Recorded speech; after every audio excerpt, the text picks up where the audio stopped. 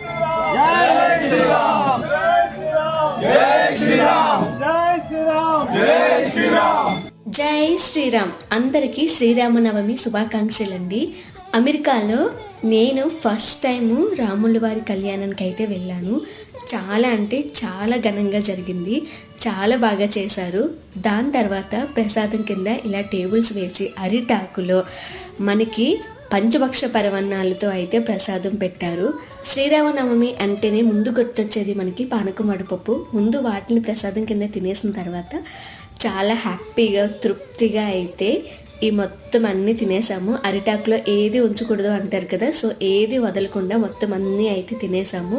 ఇలాంటి ప్రసాదం తినాలి అంటే అదృష్టం ఉండాలి అనిపించింది నాకైతేనే. ప్రతి ఒక్కటి టేస్ట్ మాత్రం అదిరిపోయింది.